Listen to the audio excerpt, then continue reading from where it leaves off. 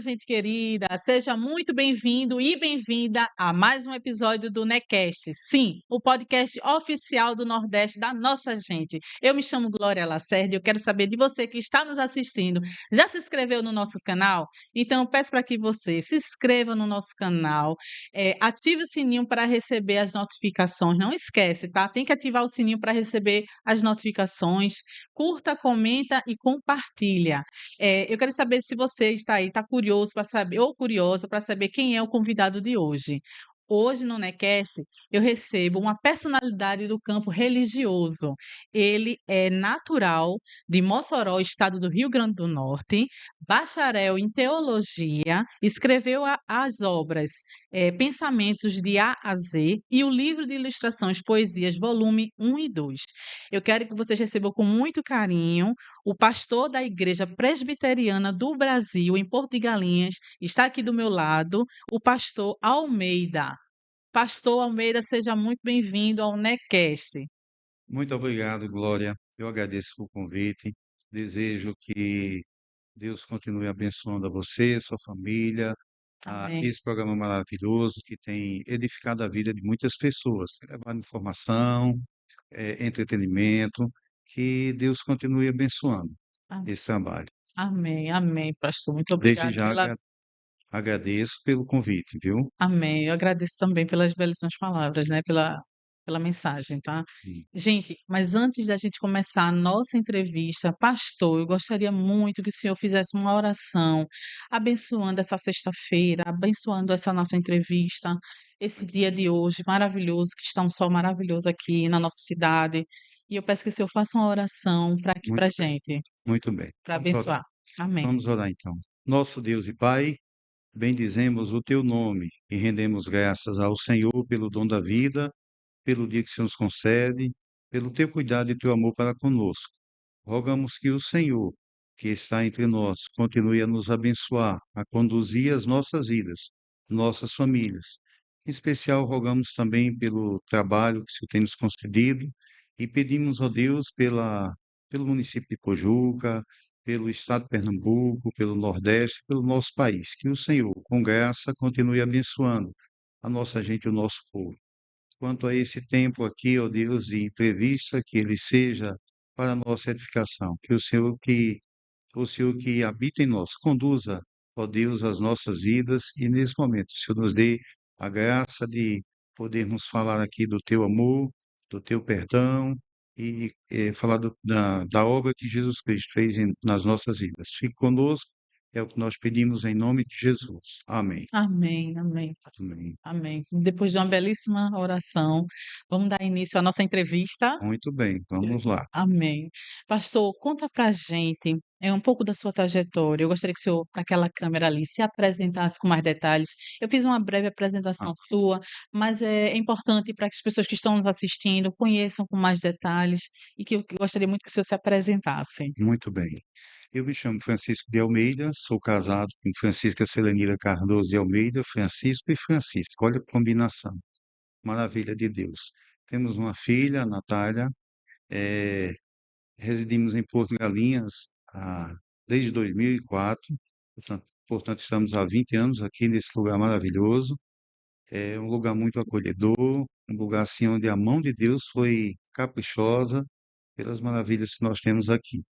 Eu sou potiguar, natural de Mossoró, Glória já falou. Conheci a Cristo lá na minha cidade, concluí o meu bacharelado em teologia em Recife, pastoreei na cidade de Caraúbas e Açu, ambas no Rio Grande do Norte, e depois vim para cá, para Porto Galinhas, e estamos por aqui, né? Anunciando a palavra de Deus, fazendo um trabalho espiritual, fazendo um trabalho também social, né? Levando ao conhecimento das pessoas a palavra de Deus que transforma vidas e transforma realidades, tá bom? O Glória já falou do lado escritor que temos 4 obras aí publicadas. O meu forte é poesia, sou poeta e componho em verso branco. Então, É basicamente isso. Pastor, como foi o seu chamado, eh, para ser pastor? Como foi esse início Hum. dessa sua trajetória? Nós estávamos trabalhando lá na minha cidade, em Mossoró. Frequentava uma igreja e fui designado por essa igreja para começar um outro trabalho, também da mesma denominação da IPB, da Igreja Presbiteriana do Brasil, em uma outra cidade. Hum, E lá senti o chamado de Deus para o ministério pastoral. Vim para o Recife, fiz o bacharelado de teologia, como eu falei há pouco, e depois retornei para o Rio Grande do Norte. eh, Trabalhei lá por alguns anos e em seguida retornei aqui para Pernambuco, dessa vez aqui para Porto de Galinhas. Cheguei aqui no dia 4 de janeiro de 2004.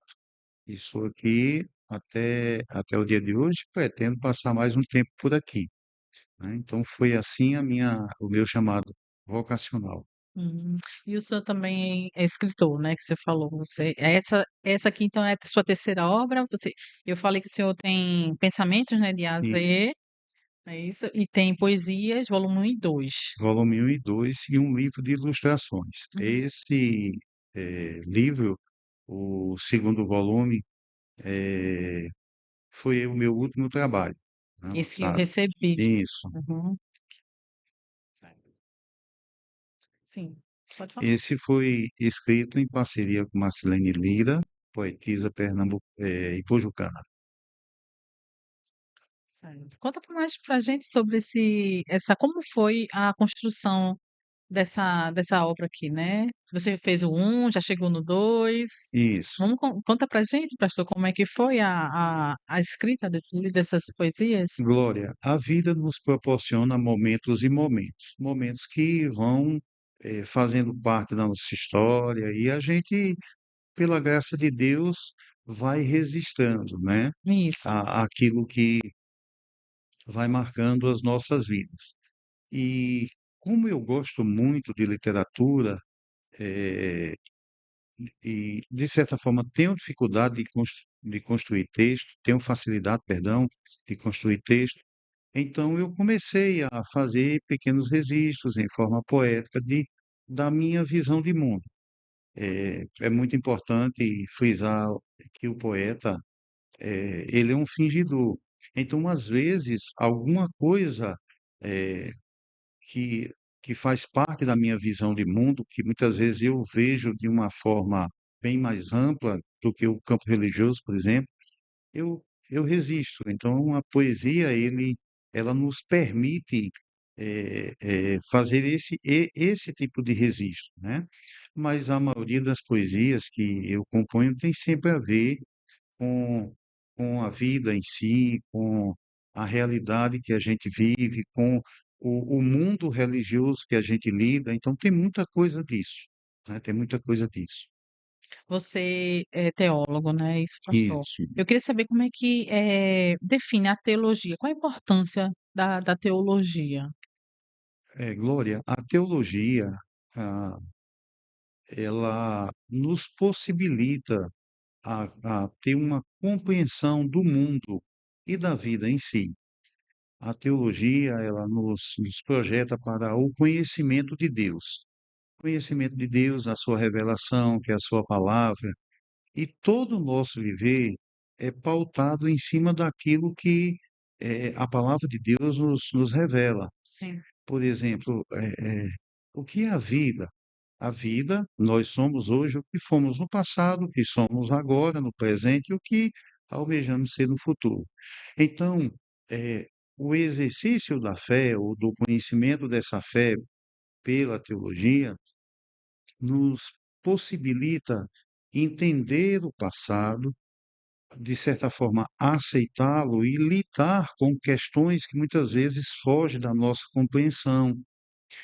E nos possibilita a enfrentar os desafios do tempo presente e nos projetarmos para o futuro pela esperança de que viveremos, alcançaremos dias melhores. É basicamente isso que todo ser humano espera, todo ser humano almeja. Então, a fé ela tem essa nuance de nos habilitar para a vida, tá certo? De nos habilitar para a vida. Quando a gente lida com, por exemplo, com situações que são adversas, provocam em nós angústias, traz desafios, nós entendemos, até mesmo pelas nossas próprias limitações, que somente por meio da palavra de Deus, pela ação de Deus, é que nós iremos conseguir superar. Então, o conhecimento bíblico, o conhecimento de quem é Deus, como que ele se relaciona conosco, isso é muito importante para todos nós, né? Esse aspecto do conhecimento de Deus é fundamental para a nossa visão de mundo e entendermos que nós estamos no mundo e estamos aqui sob os cuidados de um Deus que nos ama. Isso é fundamental para todas as pessoas saberem lidar com a problemática da vida. A vida em si, ela requer de nós não só esse entendimento, mas como ela requer de nós uma devoção, uma dedicação e, acima de tudo, um amparo. Esse amparo somente em Deus nós encontramos, tá certo? Dentro da teologia, quais são as principais áreas que ela tem esse foco? Olha, nós temos, dentro da teologia, nós temos, se você falar de teologia enquanto ciência do conhecimento de Deus, aí a gente entende o seguinte: Deus ele está aquém do nosso próprio conhecimento, então ele não pode, nós não temos como torná-lo objeto de estudo, mas estudamos aquilo que está contido na sua palavra. E aí esse estudo vai nos projetar para todas as áreas da nossa vida. Relacionamento interpessoal. Então, no campo social, a teologia se faz presente. O nosso relacionamento espiritual, relacionamento com Deus, a teologia ela é fundamental. Conhecer a Deus, conhecer Sua vontade, isso é fundamental para nós, tá certo? E conhecer a vontade de Deus revelada na Sua palavra para um bom relacionamento com o nosso próximo também é parte do estudo, da aplicação do estudo da teologia.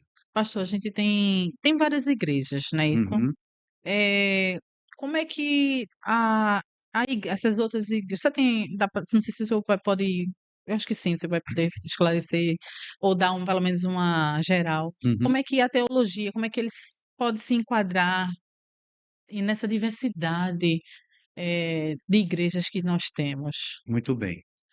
Glória, precisa entender o seguinte: a Bíblia fala na Igreja de Cristo como sendo uma unidade, é um só corpo, Isso. e Cristo é o cabeça da igreja, esse corpo.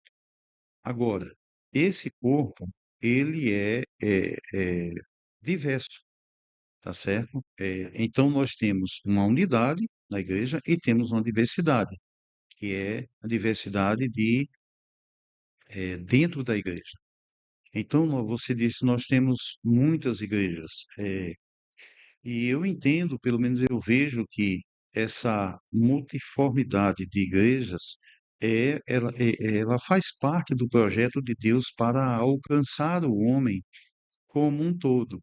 Então, eu tenho eh, igrejas que têm uma liturgia de culto mais aberta, eu tenho uma outra igreja que tem uma liturgia de culto um pouco mais centrada na palavra de Deus, eu tenho outra que nem é aberta, nem é muito centrada, é mais light, mas que todas têm como objetivo adorar a Deus e propagar a sua palavra, a sua vontade.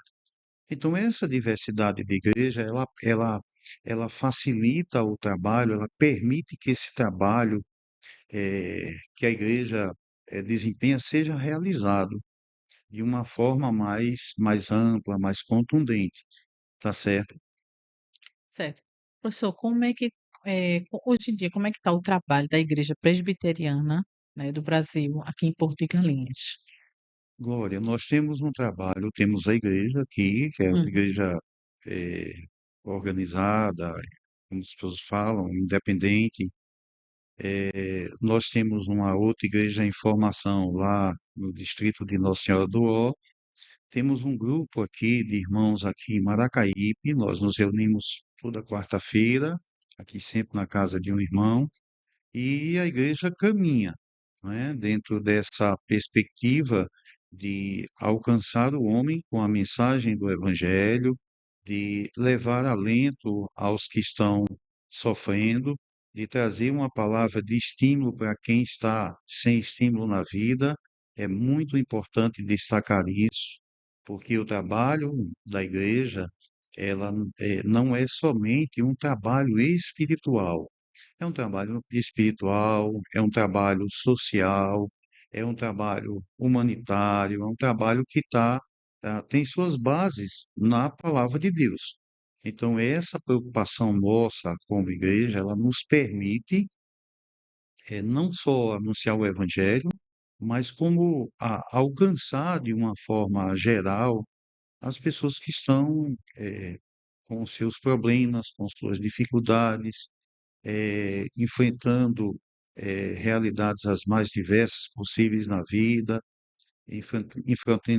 enfrentando problemas familiares, enfrentando problemas com como lidar com Próximo, né? com o próximo. Então, tudo isso faz parte do trabalho da igreja, que é bem desafiador. É bem. E estamos aqui, pela graça de Deus, caminhando. Depois eu vou querer saber mais, com mais detalhes, como é que é o trabalho da igreja, como é que é o seu trabalho, essa unidade, Uhum, da presbiteriana, tá certo? uhum. Você vai passar para a gente com mais detalhes. Pastor, como é que o senhor vê a teologia, como é que ela dialoga com as outras áreas? Por exemplo, a filosofia, a ciência. Então, como é que a teologia ela eh, lida com, trabalham juntos, né? Como é que o senhor vê isso? Que é Bom, bem, são campos bem distintos e, e, distintos e próximos, e né? Por próximos. exemplo, a teologia, eh, eh, até, até a Idade Média, ela era mãe, considerada mãe da filosofia.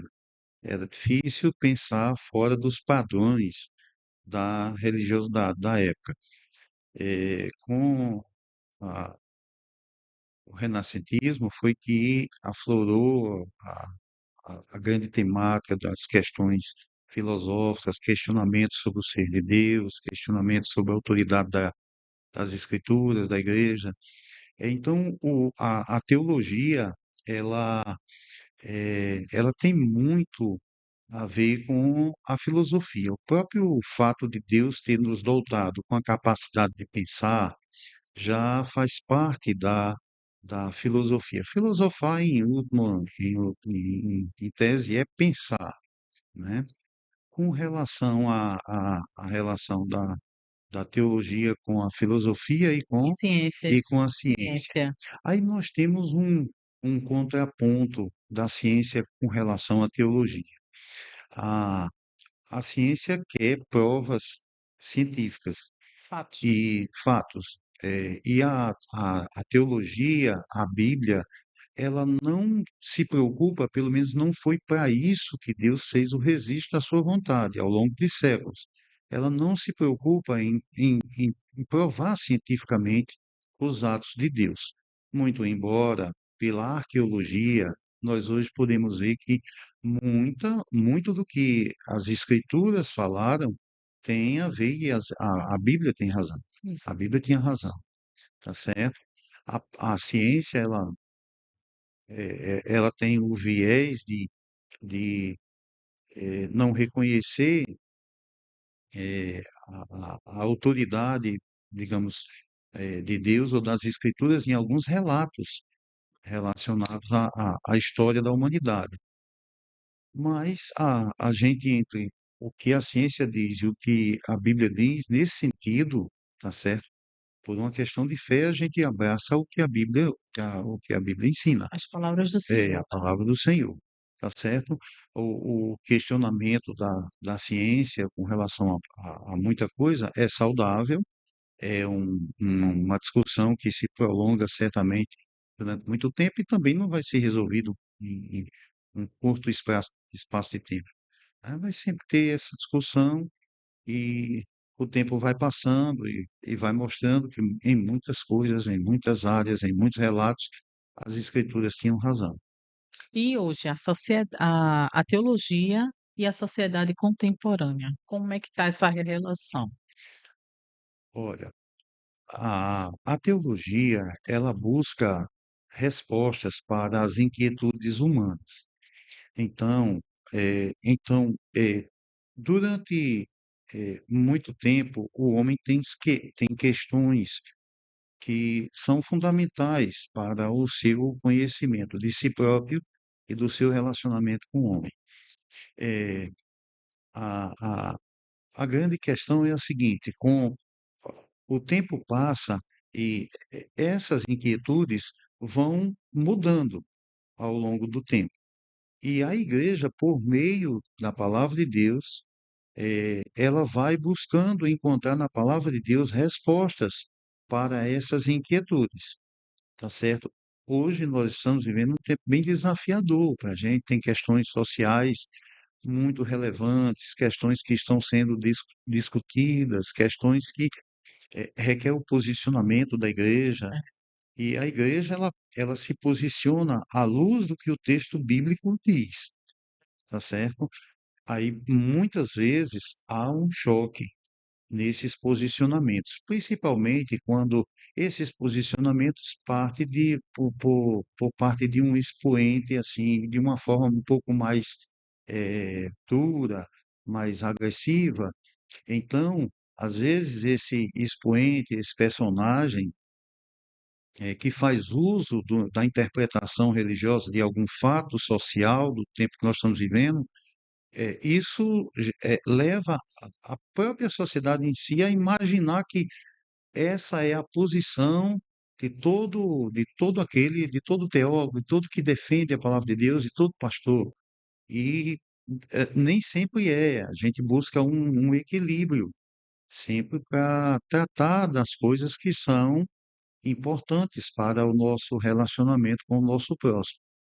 Entender o próximo, abraçar o próximo, acolher o próximo. Esse é o nosso desafio.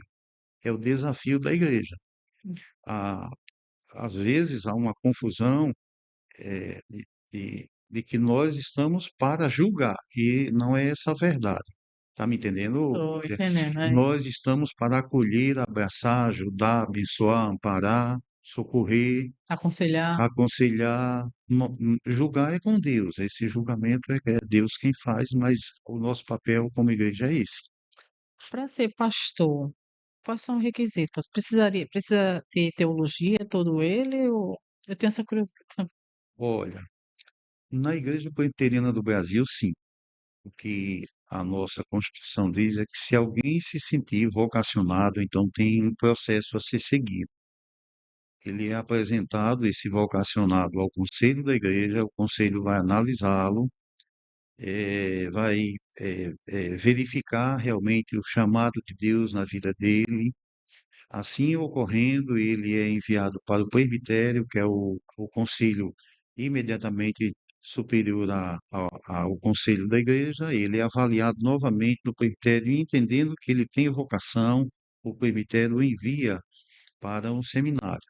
O curso de bacharel em teologia na nossa igreja dura em média 4 anos, tá certo? Uma É. carga horária bem pesada, e a gente estuda filosofia, sociologia, psicologia, muito teologia, para compreender as questões que são pertinentes dos nossos dias. E depois de concluído esse trabalho, o candidato que se apresentou para o Sagrado Ministério, para a vocação pastoral, ele retorna, concluindo seus estudos, com êxito, ele retorna para o presbitério, é avaliado e, em se confirmando todo esse processo, ele é então ordenado ao Sagrado Ministério, ao pastorado. E aí ele tem também, etapas de experiência de pregação? Tem E como se fosse um estágio, assim, não queria falar estágio, mas assim, ele tem essa etapa de preparação? tem, no seminário ele estuda sobre pregação, sobre exposição das Escrituras. Nós estudamos isso. Quando o presbitério entende que aquele candidato, depois de 4 anos no seminário, depois de toda essa trajetória que eu falei há pouco, ao regressar ao presbitério, o presbitério entendendo que ele ainda não está preparado para o ministério pastoral, o designa para passar um tempo, um ano, vamos dizer, né, em experiência num campo. Depois disso, ele é novamente avaliado e, reunindo condições, ele é ordenado. Essas experiências geralmente em que situações? Essa experiência é quando o presbitério não sente que aquele vocacionado ainda, ele não está pronto ainda para o exercício do ministério pastoral.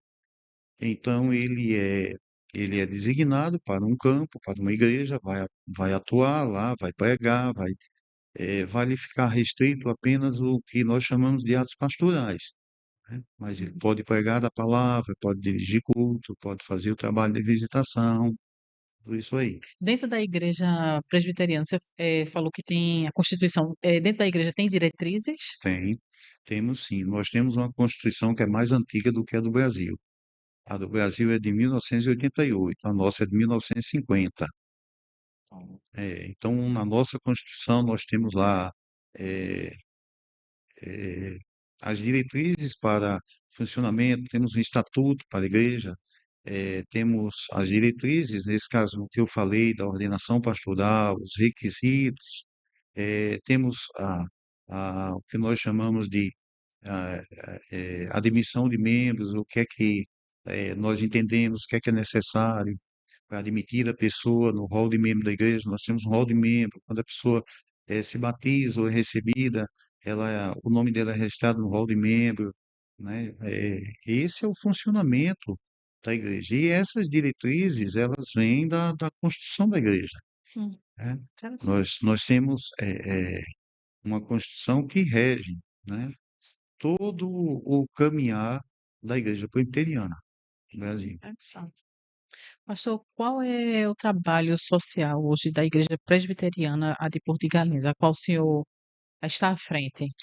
Olha, Glória, nós trabalhamos hoje, eh, basicamente lá, atendendo as pessoas mais necessitadas, né? Socorrendo aqueles que estão mais necessitados, e fazemos um trabalho de visita às pessoas que estão carentes, às pessoas que estão precisando de um socorro emergencial, coisas assim, que está dentro do campo de atuação da igreja. Hoje nós temos uma campanha que realizamos anualmente, né, que é o Natal Solidário. Todos os anos, de 19 de novembro até 19 de dezembro, nós temos um mês em que mobilizamos a igreja para arrecadar alimentos e assim distribuir com pessoas que estão necessitadas. Já fizemos, nesse período que eu estou aqui, já todos os vários anos fizemos. Socorremos comunidade quilombola, já levamos para a, a alimentação, alimentos para comunidade terapêutica, para o sertão, lugares carentes. Aí você pergunta, mas é só no Natal que a igreja faz isso? Não, a igreja, ela por si só, ela faz isso, né? Essa campanha que eu citei do Natal Solidário, ela é mais forte, mais marcante. Você já deve ter percebido que no Natal, o período que se aproxima do Natal, mês de dezembro, até pelo o simbolismo do Natal, as pessoas são mais dadas à solidariedade. Então a gente abraça essa solidariedade e transforma isso numa ação concreta da igreja, né? É basicamente esse trabalho social que fazemos, além do procurarmos assistir, visitar as pessoas que são enfermas, quem está com dificuldade, com problemas, porque nem sempre a gente fala muito em ajudar o próximo eh, em termos materiais. Mas muitas vezes a pessoa está precisando de alguém com quem conversar, possa ouvir um conselho, uma oração, uma visita, um incentivo, um apoio. e aí a gente, como igreja, procura fazer isso, até como cumprimento do que a palavra de Deus nos ensina. Pastor, como a igreja presbiteriana ela vê questões como o aborto? Olha, as diretrizes da igreja com relação ao aborto, eh, o aborto, como defendido nos nossos dias, a igreja é contrária. A gente entende que há possibilidade do aborto quando a vida da mãe é colocada em risco, tá certo, Glória? Mas em outro aspecto, nós entendemos que a vida é dom de Deus, tá? E aí a gente precisa pensar muito nessas questões. Eu falei dos desafios que a igreja tem que dar, as respostas que a igreja tem que dar. E aí eu fico, às vezes, me questionando muitas, quando as pessoas acusam a igreja sem o devido conhecimento dela ser contra tudo que pretensamente é taxado como progressista. E aí eu sou obrigado a pensar em muitas questões, né? Falei há pouco de teologia e filosofia. A Bíblia me ensina que a minha capacidade de pensar, de questionar, vem do próprio Deus que me deu essa condição. Então, por exemplo, eu gosto muito de basquetebol, né? Gosto de futebol, mas gosto muito de basquetebol. Sou fã da NBA. Tem um jogador e ele vai jogar agora pela seleção americana. E ele testemunha, né? E eu vi o testemunho dele quando ele foi considerado o melhor jogador da temporada nos Estados Unidos, no basquete dos Estados Unidos.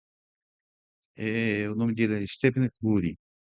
Ele é o maior arremessador de cestas de 3 pontos da história é um dos maiores da NBA.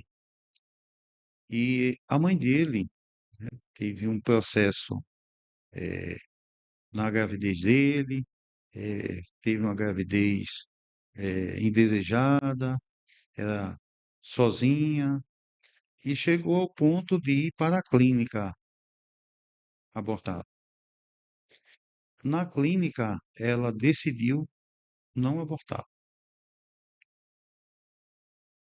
Voltou, seguiu a vida, ele nasceu, hoje é um exímio jogador de basquete. Aí eu penso comigo, o mundo hoje estaria privado de ver esse camarada atuar belíssimamente como ele atua, né? E aí, na cerimônia que lhe foi entregue o troféu, ele reconheceu isso, que o troféu era para ser entregue à mãe dele, que permitiu viver. E o mundo hoje contempla a- as jogadas dele fenomenais maravilhado. Mas se tivesse ocorrido o aborto, nós seríamos privados de tudo isso. Então, tem muito o que se discutir, o que se pensar, mas o posicionamento da igreja é esse. Tem questões que se pode pensar no aborto como uma legalidade. Eu acabei de citar uma, Uhum. né? A vida da mãe está em risco, mas de uma outra forma a gente não concorda, tá certo? Até porque Deus é o autor da vida. E em relação ao divórcio, como é que a igreja ela entende? Nós entendemos à luz do texto bíblico. Tem duas razões que eh, a Bíblia dá margem para que seja dada a carta de divórcio. Uma delas é a questão do adultério, que isso é sabido. A outra é quando a gente chama de deserção irreparável. É quando uma das partes deserta e diz, ó, não quero mais viver com você, então vou seguir minha vida, segue a tua, vamos embora e sai, vai embora. Nesse caso, aí a parte que não foi desertora, ela, segundo as escrituras, ela pode contrair outro matrimônio, tá certo? Mas a gente precisa entender, né, e o próprio Senhor Jesus Cristo diz isso, a carta de divórcio foi permitida por Deus por causa da dureza dos nossos corações. O que que é dureza dos nossos corações? É tudo aquilo que faz parte do não entendimento do meu próprio ser, do meu próprio eu e das minhas relações com o outro, com o próximo. E aí, numa relação matrimonial, o próximo mais próximo é o esposo à esposa. E essa é uma relação bem complexa, não é? Bem Uhum. complexa, porque se tratam de duas pessoas que querem ser felizes ao mesmo tempo e que muitas vezes não sabem percorrer o caminho para encontrar ou para chegar a essa felicidade. Quando eu estou aconselhando que me procura para fazer uma cerimônia de casamento, eu sempre falo para a pessoa, a sua felicidade é fazer o outro feliz, né? É nesse sentido que se busca a felicidade. Aí tem muita coisa o que se discutir, que se falar ainda sobre divórcio, né? E aí a gente vai caminhando, né? E entendendo que, por exemplo, cada caso é um caso, olhando para o que as escrituras diz, a gente vai caminhando, tá certo? Tá certo. E em relação à diversidade e à inclusão? Muito bem. Nós trabalhamos, a igreja, é, ela é a entidade social que mais inclui as pessoas. Eu falo isso porque, por exemplo, lá na nossa igreja, a gente não exclui as pessoas, muito pelo contrário, a gente inclui as pessoas, abraça, acolhe. Agora, Glória, a gente tem que entender o seguinte: você me perguntou há pouco tempo, a igreja tem as suas regras, e eu falei, Diretrizes. é, as diretrizes, e eu falei que a igreja presbiteriana, por exemplo, é uma igreja constitucional, então a gente caminha muito seguramente dentro do que a Bíblia ensina e dentro dos padrões normativos da igreja que é contido na Constituição. E aí a igreja, ela é quem mais faz esse trabalho social, de ir ao encontro da pessoa, que se encontra muitas vezes perdidas, perdida no nos seus relacionamentos, perdida na sua identidade como pessoa, perdida no sentido de que ela não consegue encontrar-se com o seu Criador, perdida que ela não tem noção nenhuma nem do que seja viver. Então, o papel da igreja é esse: é acolher, é receber, é aconselhar, é tratar a, as pessoas em si. A vida em si, ela já traz consigo os seus traumas, as suas dificuldades, as pessoas se ferem, se machucam, e elas precisam de encontrar acolhimento, de serem acolhidas, de serem tratadas, tá certo? Nem sempre é fácil tratar, porque quando uma pessoa está, vou dar um exemplo, quando a pessoa está doente, ela precisa tomar um remédio. Nem todo mundo gosta de tomar remédio. Se for injeção, se for eh, comprimido, for em gotas, assim é comigo mesmo, mas injeção, partiu para ir, não é comigo, mas às vezes é necessário, entendeu? E nem sempre a pessoa que precisa de receber a medicação, do cuidado, ela está disposta a ser tratada, a ser recebida, né? Às vezes tem um choque, né? Ela precisa, às vezes, ser trazida à realidade, né? Nem sempre é fácil. Às vezes a pessoa tem, até pelos distúrbios na personalidade, ela tem os traumas dela, a levou a viver, a fugir da realidade, entendeu, Glória? E às vezes é preciso que ela volte à realidade. E não é um processo fácil, às vezes é um processo lento e que vai também caminhar dependendo da relação da pessoa. Se ela aceita, se ela quer ser tratada, né? Se ela quer ajuda, né? Entendeu? Entendi, sim. E acontece muito resultados positivos lá na igreja? Acontece, Que Glória, bom. acontece. Veja, é, quando uma pessoa ela busca ajuda, ela encontra na igreja uma fonte de ajuda, tá certo? O meu pastorado, a gente trabalha muito nessa perspectiva de que o ser humano sofre. E ele sofre a partir da sua própria, da sua própria existência e de não saber lidar com, com traumas, com a vida em si, né? Então, por exemplo, a pessoa ela é o que ela foi no passado, o que ela é agora no presente, e a partir disso ela cria perspectivas para o futuro, Projeção, né? projeção para o futuro. Aí veja, uma pessoa que teve um passado marcado por tragédias, por lutas, dificuldades, Perturbação. dissabores, perturbações, ela chega no tempo presente, Glória, tendo a sua formação derivada de tudo isso. Então, como que ela vai se achar? E traz consigo também toda uma carga. Toda uma carga. Como que ela vai se achar? É. Né? Por isso que o Evangelho ele tem essa facilidade de chegar até as pessoas que estão vivenciando esses traumas.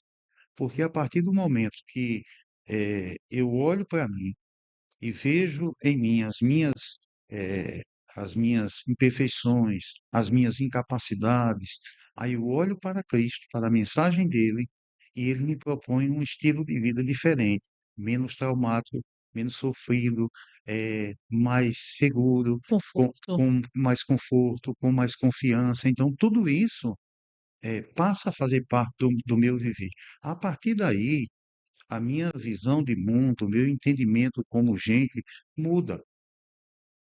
Aí eu passo a lidar melhor com aquilo que eu não soube lidar ao longo da minha vida. Eu passo a acreditar para o meu futuro uma projeção diferente.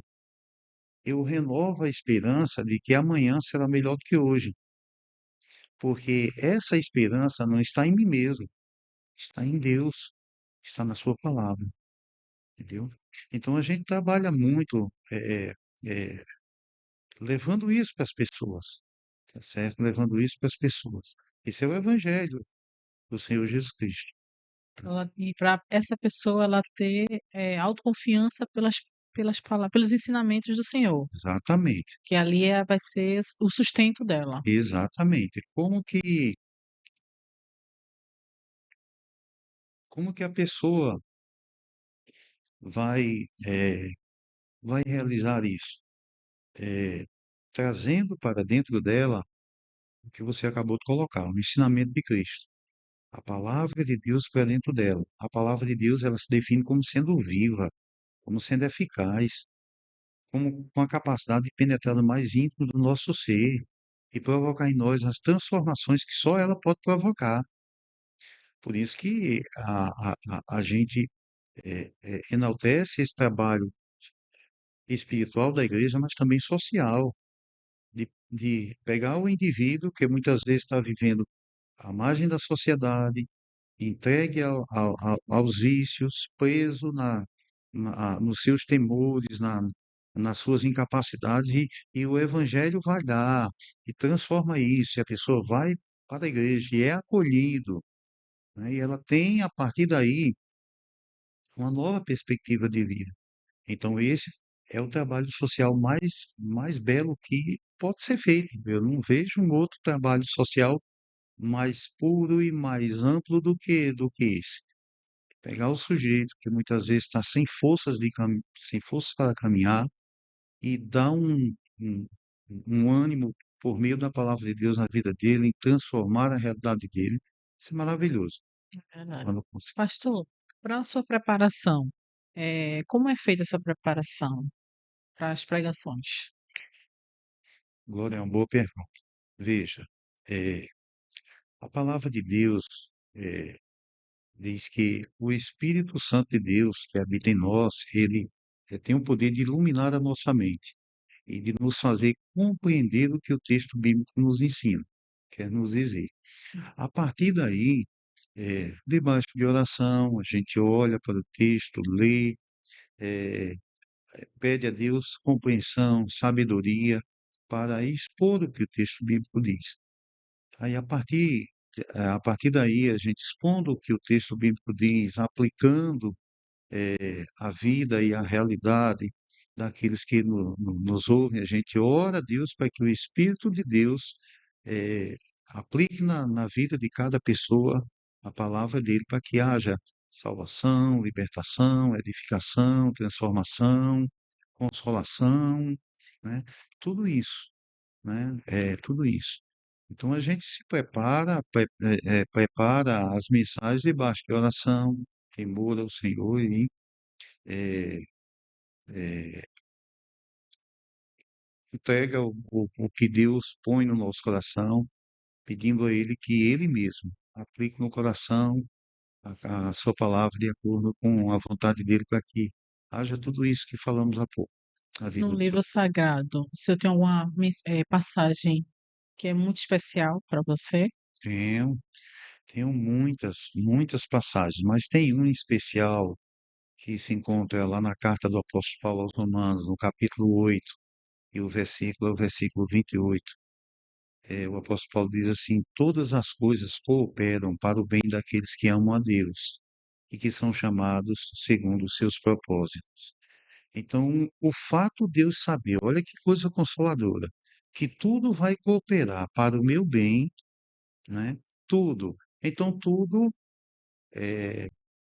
já está dizendo, né? Não tem nada no universo, na minha vida, que esteja fora da vontade de Deus para a minha vida. Então, tudo vai cooperando para o meu bem, porque eu amo a Deus, eu sou amado por Ele.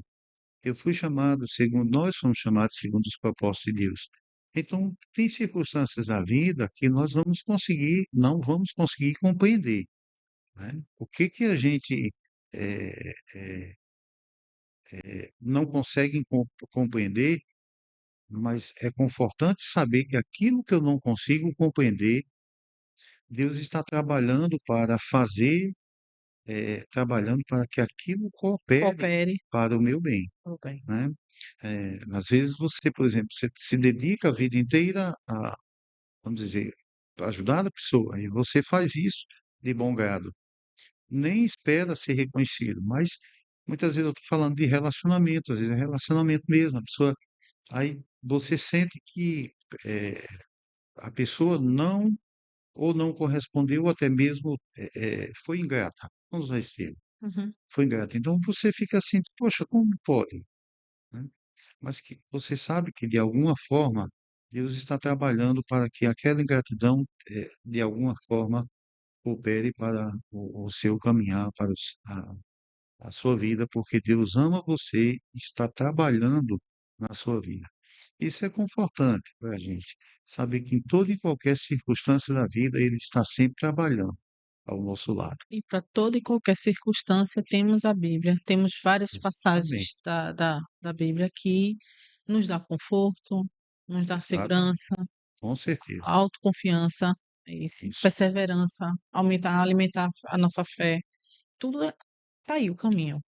Aqui é o guia prático para ser bem-sucedido na vida, entendendo que bem-sucedido nem sempre Espiritualmente, espiritualmente espiritualmente. tem a ver com todos os sentidos da nossa vida. É a maior riqueza. É a maior riqueza que temos, é a palavra de Deus, sem dúvida alguma. O que nós somos hoje é, é por causa da palavra de Deus. E o que O que fazemos fazemos também por causa da palavra de Deus. Existimos, nos movemos por causa da palavra de Deus. Ela é a nossa fonte inspiradora, né? Ela é tudo para a gente. pastor, quais são os dias do culto na igreja? Nós temos culto no domingo, temos a Escola Bíblica Dominical às 9h30, de 9h30 às 11h, à noite 19h30 culto. Terça-feira temos reunião de oração. Quinta-feira temos culto e estudo. No sábado temos atividade com adolescentes e jovens. São esses os nossos trabalhos Quais aqui na são os Igreja do Porto. quais são os programas para as crianças?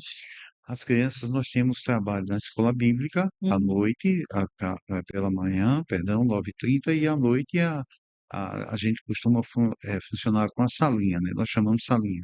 Tem o culto aí, depois dos louvores, e quando vai chegar o momento da palavra de Deus, a exposição, aí a pessoa da igreja fica com as crianças lá na salinha, para que elas possam também participar do culto de uma forma que elas possam entender a palavra de Deus, Ah, certo? pastor, você quer deixar uma mensagem final, que a gente está chegando no final, e eu queria que o senhor deixasse uma mensagem, né? Pode falar olhando para aquela câmera. Muito bem, a mensagem que eu passo aqui crer em Deus é ser feliz, é viver numa perspectiva de que eh, tudo caminhará bem na nossa vida. Aí você pode estar passando por desafios, dificuldades, lutas que só você e Deus conhecem.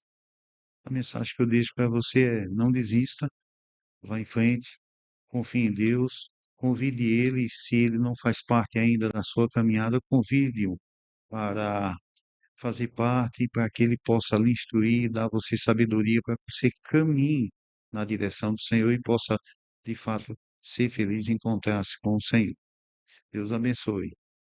Glória, muito obrigado pelo convite. Hum. Pastor, vou deixar aqui uma lembrança para o Eita, senhor, coisa boa. tá? Daqui do programa, do Muito NECAST. obrigado, Receba com muito carinho muito obrigado. aqui da nossa Sou muito produção. grato. E eu fico Maravilha. muito feliz, pastor, com as mensagens que o senhor deixou aqui, né? E também para as pessoas que também estão assistindo. Foi muito importante, né? Esclareceu, eu creio que com certeza esclareceu muitas dúvidas assim e clareou também para outras situações, não é isso? Muito bem. Eu que agradeço. Eu desejo que Deus continue abençoando ricamente sua vida, Amém. que o seu programa alcance assim muitas pessoas e que Deus possa continuar usando o programa para a glória dele e para a edificação e transformação da vida de muitas pessoas. Do Deus próximo. abençoe do próximo. Deus Amém. abençoe. O Necast vai chegando ao final. Eu peço para que você que está nos assistindo, se não se inscreveu ainda, se inscreva no nosso canal, dá essa ajuda aí pra gente, ativa o sininho para receber todo o conteúdo, vídeos novos que a gente sobe para o canal, curtir, comentar e compartilhar para que a mensagem do pastor, né, possa estender para outras pessoas também. Até o próximo programa. Tchau.